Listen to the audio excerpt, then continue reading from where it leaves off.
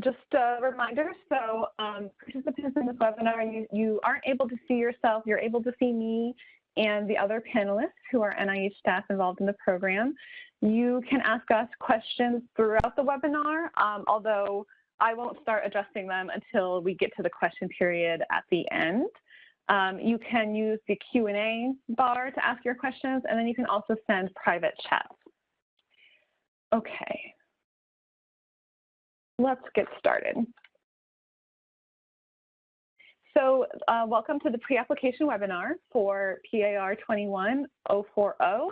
This is the Kids First Exo-1 sequencing opportunity, the discovery of the genetic basis of childhood cancers and structural birth defects. My name is Valerie Cotton. I am the program manager for Kids First, and I'm going to start by giving just a brief overview of the program before we dig into the FOA. So the vision of the program is to alleviate suffering from childhood cancer and structural birth defects by fostering collaborative research to uncover the etiology of these diseases and by supporting data sharing within the pediatric research community. Pending a yearly appropriation of $12.6 million per year for 10 years, we're currently implementing two initiatives: the sequencing of childhood cancer and structural birth defects cohorts at Kids First funded sequencing centers, which is what you're here to learn about, and establishing a data resource center charged with coordinating, harmonizing, and sharing genomic sequence data and associated clinical and phenotypic data to facilitate and empower analysis and discovery. To date, we've sequenced about 40 projects or cohorts, representing approximately 40,000 genomes and an estimate of 16,000 cases or patients with a variety of childhood cancers and or structural birth defects. And these are at a variety of stages in the pipeline, but 16 of the data sets are released, so they're available for other researchers to analyze already. In addition to functioning as a data coordinating center, the Kids First Data Resource Center, or DRC, led by the Children's Hospital of Philadelphia, has also built the Kids First Data Resource, which is a cloud-based platform made up of multiple components and tools to foster analyses of the data sets that will be generated through the Exo-1 opportunity. We have other webinars and recordings where you can learn more about the data resource. So now I'm going to transition into digging into the Exo-1 sequencing opportunity.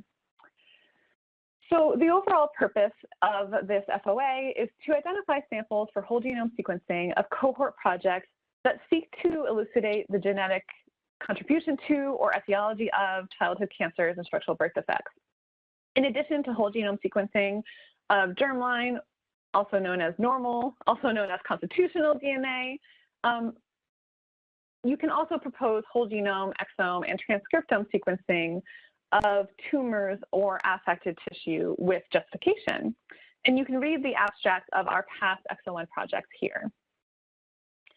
I want to explain a little bit about the Exo-1 mechanism because this is very likely a different process than what you're used to.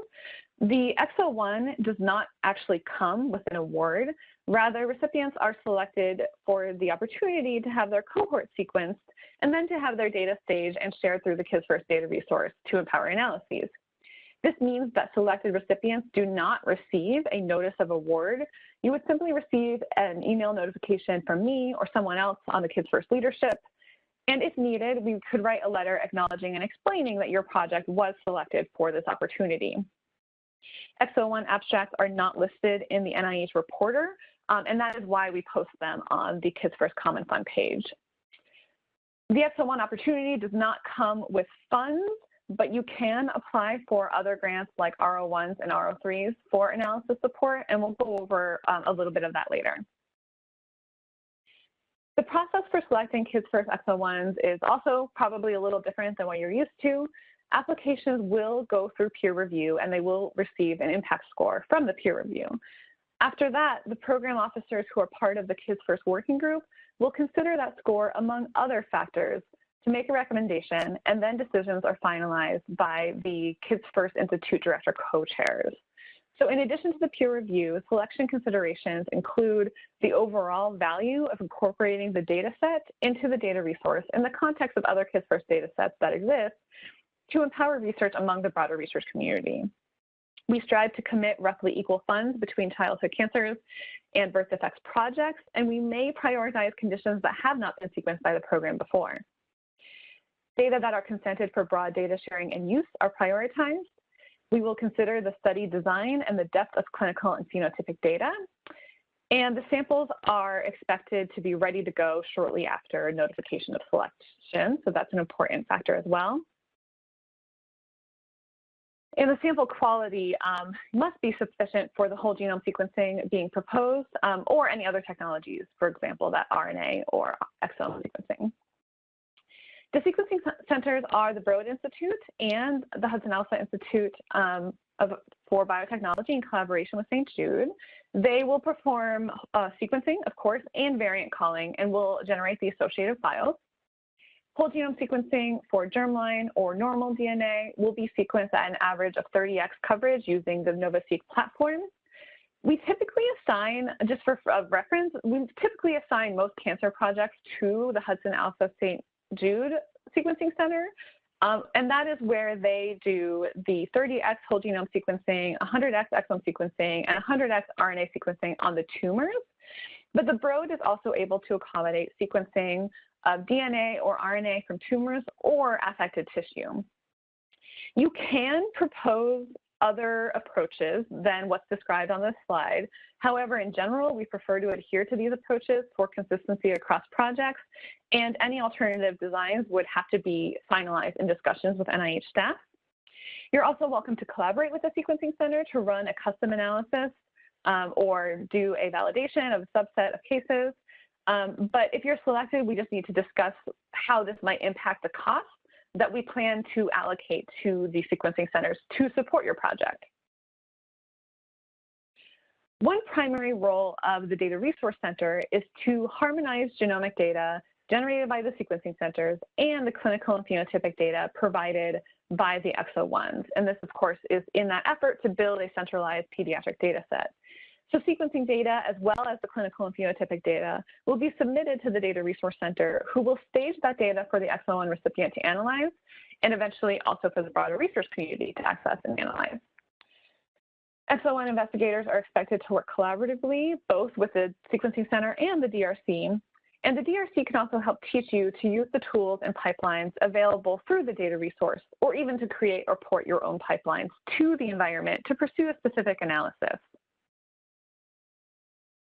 I also want to mention that this year we launched a cloud credit pilot where each EXO-1 investigative team is receiving $1,000 in cloud credits to analyze their data set in the Cavatica platform.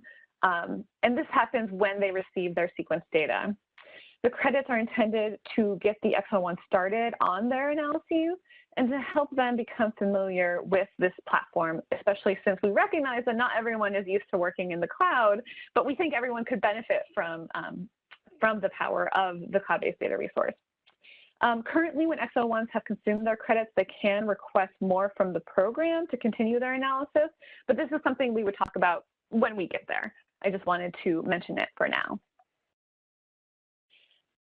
You're going to hear me talk quite a bit about dbGaP, and I just want to explain that even though the data resource is the home of the data, we still register all studies, all Kids First studies in dbGaP. And this means that in order to access controlled access genomic data, end users will have to submit data access requests through dbGaP, which will be reviewed by the Kids First Data Access Committee before being able to access genomic data. And we'll talk more about this a little later.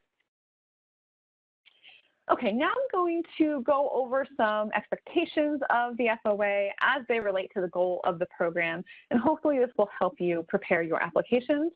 So the overall goal is, of course, to generate whole genome sequence data from a diversity of cohorts that can be broadly shared and used by the pediatric research community. In order to obtain high-quality whole genome sequence and variant data, we expect that the extractions that you have or that you're proposing are of sufficient quality and quantity for whole genome sequencing, and that they will be ready to ship shortly after you are notified that your project was selected. And for this cycle, that's expected to be in July or August of 2021. Again, whole genome, exome, and RNA sequencing of tumor or affected tissue may be proposed if that type of sequencing is likely to inform your analysis. And as you'll see later, there's a section in the other attachment section of the application where we ask you to describe these details, the quality and quantity metrics, the fixation methods, the extraction methods, the timeline for availability, because it's really important we know what to expect with your samples. These volume and concentration guidelines were provided by our sequencing centers and can be found on our XO1 page, so I'm just going to glide over it for now. I also want to comment on what you might call difficult samples. Our sequencing centers are very experienced with a variety of sample or tissue sources. So even though we strongly prefer blood-derived DNA or frozen tissue, don't be afraid to propose samples that are from formalin-fixed, paraffin-embedded tissue, and don't be afraid to propose DNA from saliva. But if you do, it's really important you make this clear in your application because both of these types might come with additional costs. For example, for the FFPE, even though we typically expect the XO1 to perform DNA extractions, in the case of FFPE, you are welcome to request this service from the sequencing centers, especially since often you're looking to do a DNA and RNA dual extraction, and that can be a little challenging. And the sequencing centers can help with that. But again, you just have to make sure you make that clear that you're looking for that in your application. However, I do want to mention that DNA from cell lines or tissue that have undergone decalcification will not be accepted for KISS first sequencing. But if you have questions about samples that might typically be difficult to sequence, or you're wondering whether they would be approved by us, please get in touch with me, and then if needed, I'll help you contact the Broad and Hudson Alpha to just clarify whether any given tissue or sample might be feasible. Okay, data sharing. So KISS First is congressionally mandated to provide data and resources that will drive discovery in pediatric research. I think I've said that about 12 times so far, but I think you're getting it. Therefore, the data and resources generated by the program must be made as broadly shareable and accessible and usable as possible. Broad data sharing also enables researchers to easily combine and compare data sets from multiple conditions or diseases, and that's a primary goal of the program. So the associated expectations are that individual level sequence data and the associated clinical and phenotypic data are approved for deposition in an NIH designated repository, such as dbGaP or the data resource, and that the samples are consented in a way that allows for broad access and broad use of the genomic data, including the ability to combine and cross-analyze those data sets. So broad data sharing is certainly prioritized. We'll talk about this a little bit more when we get into the institutional certification. In alignment with the NIH genomic data sharing policy, XO1 investigators have 6 months of proprietary access to the sequence data before it is made available to the broader research community. This 6-month period starts the date that the individual level sequence data, such as those BAMs or CRAMs and VCF files, are made available to the XO1 team. Okay, you'll notice that in the XO1 application, we ask for an analysis plan. The purpose of asking for an analysis plan, even though you will not be receiving direct funds through the XO1 opportunity to support your analysis, is really to demonstrate that the research design, including family structure and available clinical and phenotypic data, is adequate for making the genetic discoveries you're looking for, and that the XO1 applicants are in a position to do these analyses. We recognize that the power of these data sets will obviously increase when the data is combined or co-analyzed with data that already is available through the data resource. But it is important to demonstrate that the data set can be usable and meaningful on its own. We encourage you to partner with other research teams to develop an analysis plan. And you may also want to contact the DRC to learn about the resources and tools available through the data resource to get you to where you're going with your analysis. Again, just continuing this discussion about the importance of making sure the study design will lead to the genetic discovery you're looking for. In general, trio studies where DNA from the proband and the parents or other family members is available, or tumor normal pairs are generally considered stronger than case designs with no direct comparison. So if you have trios, definitely explain that in your proposal. You can talk about, what we call case onlys, case with no comparator as well, but, just keep in mind we're looking for that comparator. Large sample sizes are always preferred, but we recognize these conditions tend to be rare, so you may consider collaborating with other investigators to pool samples together for an XO1 proposal. No matter what the sample size is, you will have to justify how discoveries and associations can be made with your cohort. For investigators who are proposing non-trio designs, and in this case I mean also multiplex families, consanguineous families, things that are just a little bit more complicated, it's just really important you make it very clear, how many families there are, how many affected individuals you're planning to sequence, and how many unaffected, again, parents, siblings, relatives, that you're also proposing for sequencing. Again, I'll show you that we have some structured templates or a structured table that you can use to explain this in the other attachment section. But this really is going to also back up your analysis plans. Okay, clinical and phenotypic data are critical to empower genotype-phenotype analyses across diverse data sets. The DRC has compiled a list of data elements that are expected for all KidsFirst data sets. However, we always prefer deeper data than that. And of course, this gets back to, it depends on the scientific associations you're looking to make. And of course, the more phenotypic data you have, the easier it will be to do cross data set analyses across the variety of phenotypes and diagnoses represented in KidsFirst. So applicants must describe the clinical and phenotypic data available. And again, and that this data will be shared through the data resource. One program goal is to broaden the diversity of childhood cancer and structural birth defects data sets that are represented in KidsFirst. Therefore, we might give priority to conditions that have not been sequenced before. Okay, it's been a busy year. Another thing we did this year is we launched a long-read sequencing pilot. And this pilot will ultimately inform the value of PacBio and Oxford Nanopore Technologies in identifying structural variants in these types of projects, childhood cancers and structural birth defects cohorts. Long-read sequencing is, of course, much more expensive than standard Illumina short-read sequencing. However, you are welcome to propose long-read sequencing with strong evidence that this will further your discovery efforts. You might want to be selective in this. Maybe you have a short-read proposal, but you also have 12 cases that you want to try long-read sequencing on, or if it's really important that you've actually demonstrated that you've done some analysis on the associated short-read data in the past, and that those short-read data are available to the research community somewhere, because we know that we're still learning about these technologies and we need to be able to cross-analyze it with the short-read data.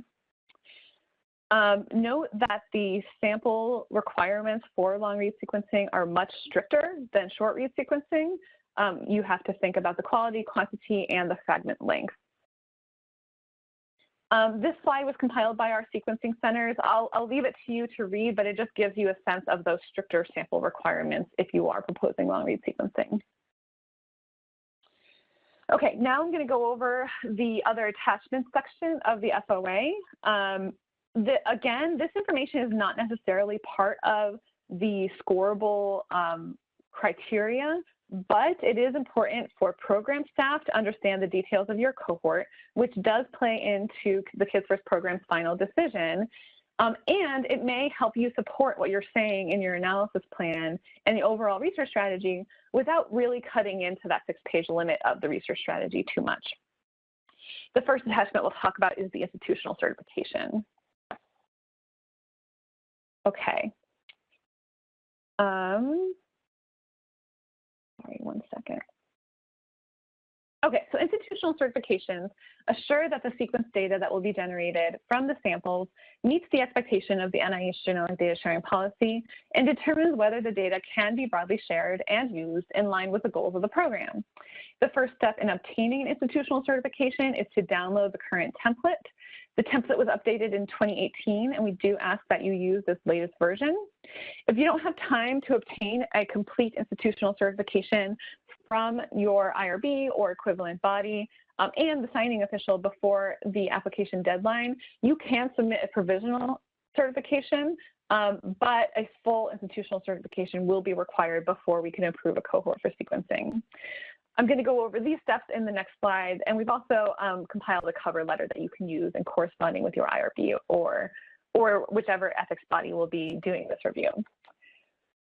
This is the first page. I just wanted to show it to you. You can list Jamie Guidry-Aville from NCI as the Genomic Program Administrator. And then you can list multiple sites who are submitting the samples on one document, or you can actually have multiple documents, one for each site or one for a few sites. You can do it in a variety of ways, whatever's easiest for you. The IRB or equivalent ethics body should determine the information on the second and third pages. On the second page, they will need to determine whether the consent indicates that the individual level genomic data can be made accessible for controlled or unrestricted access. Typically, we find that individual level sequence data is approved for controlled access. And then on the next page, you'll tell us how. I'll get there in just a minute. NIH recently updated its policy on genomic summary results, or GSR. So as of May 2019, most genomic summary results for NIH datasets will be made available for unrestricted access. If IRBs require controlled access for genomic summary results, they must provide a justification explaining that the dataset has been determined to be sensitive. And that's what this box is for. So these boxes only get touched if the IRB is saying the data is sensitive and that genomic summary results cannot be open access. This is a relatively new policy, so please don't hesitate to reach out with questions. On the third page, this gets filled out by the IRB if they selected that option that says the individual level genomic data must be made available for controlled access on that second page, and here they say what that means. So they would pick the consent group, also known as the data use limitation or data use limitation modifiers. In general, it's expected that general research use and then none of these boxes will be selected unless the consent specifically indicates that certain things are prohibited or certain things are required to access the data set. Throughout the program, we've identified data use limitations that we find slow or prohibit access to Kids First data sets and therefore interfere with the goals of the program. So these data use limitations and the modifiers that you see on that third page were identified as problematic, and therefore data sets with such restrictions will not be prioritized for Kids First sequencing. If you have any questions about the definitions of the data use limitations or the general genomic data sharing process, you can contact myself and Jamie Guidry-Aville or Vivian Otto-Wong, who is our DAC chair.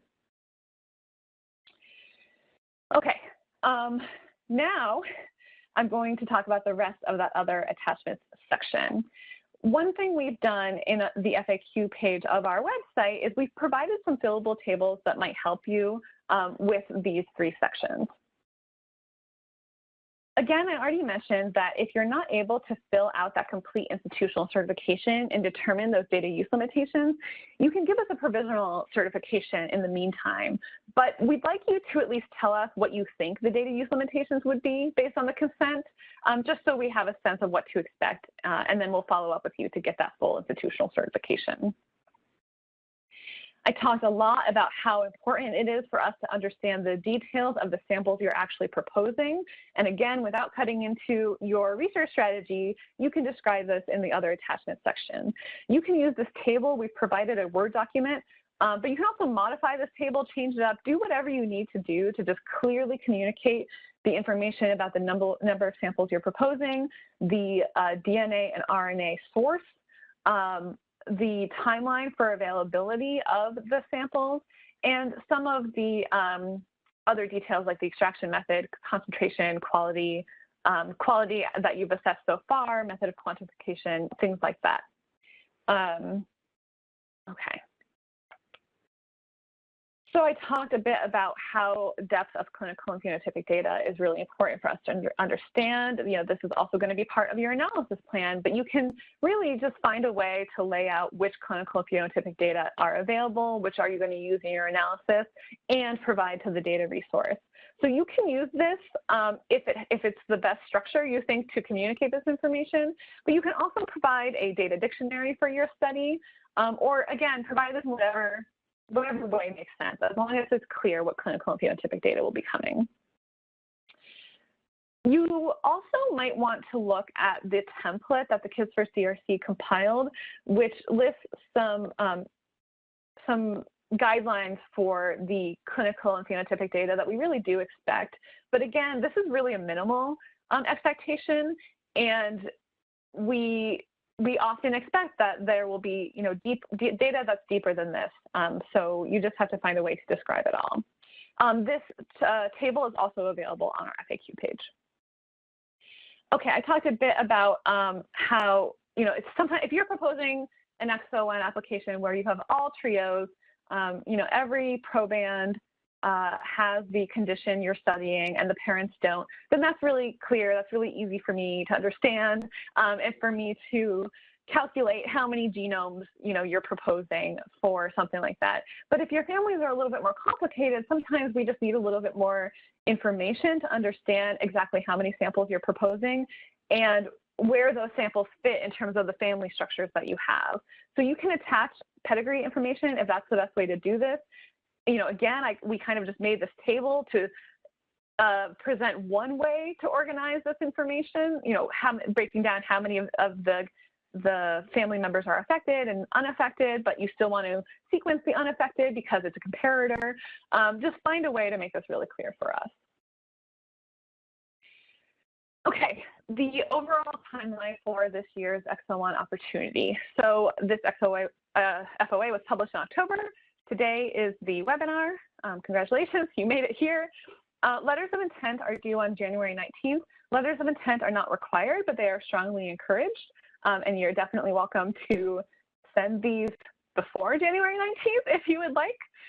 And the application due date is February 19th. The peer review is scheduled or tentatively scheduled for May. And the Kids First Working Group will review the summary statements and details of the proposals over the summer with the goal of finalizing our decisions by August, notifying XO1s. We try to notify XO1s in August so that you can get shipping in August or September. This is a list of, you know, again, I said the XO1 itself does not come with a notice of award. It does not come with funds itself. We did talk a bit about how we've launched this cloud credit pilot to get you started on analyzing your data in the cloud. But I did just want to share this list of FOAs that could be used to support the analysis of the data set you're proposing to sequence. Take a look. We have a specific R03 that multiple NIH institutes have come together to compile. So this actually doesn't use Kids First appropriated funds. It uses each institute's funds, but it is designed to support the analyses of Kids First projects. You can also always use the parent R03, the parent R01. There's also a common fund R03 that's about using multiple common fund data sets and some opportunities for NCI and IBCR. This is a little bit downstream, but often a part of your overall analysis plan and validation plan might involve functional validation. Again, it happens a little bit downstream, but I did want to make you aware that after you've done your analyses or first pass of analyses, often the next step is to validate in a model organism or a model system. And there are a series of FOAs available for that type of work We also have a collaboration with a Comp2 program where we've done this for some specific XO1s, and you can contact this email address if you're interested in something like that. Okay, I see we already got some Q&As, so let me open that. And let me make sure I didn't miss anything in the chat. Okay, I have a question about a specific research question, concerns that 30S coverage will not be sufficient. Okay, I think, why don't you email me about that, and we can have a little bit of a pre-application back and forth. Again, other designs can be proposed with justification, so it's really going to be about making that strong justification, and then whether we're able to actually commit additional funds to doing something that's higher coverage. Oh, and Marie helped answer that question, so great. Higher coverage can be achieved by sequencing the sample in more than one library. Okay, you guys are. Okay, I don't think that's a question. Yeah, that's right. So I think this question is actually about the number of samples you're proposing, and it's just about the funding that's available. We, can't, we don't have enough funds to sequence everything that's out there and everything that's proposed. So often, if you're proposing a really large cohort, we might need to prioritize within that cohort, and we might need to prioritize the technology used within that cohort. For example, if you had a large cohort that was made up of a lot of trios, but you also had some just cases that weren't part of trios, because of our limited funds, we might need to just prioritize the trios. Okay, great.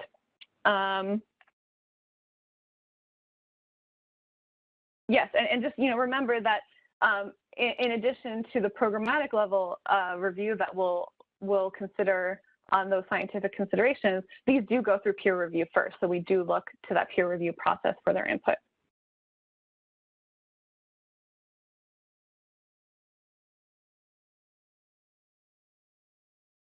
Yep. So in terms of consent for data sharing, we need that consent to be documented on institutional certification. Again, this can be done in different ways. Sometimes there is one institution that is willing and able to sign or have their signing official sign the document on behalf of multiple institutions. And sometimes there are just multiple institutional certifications, one per site. Really, we just need to make sure that the document covers all of the consents associated with all of the participants that are being proposed.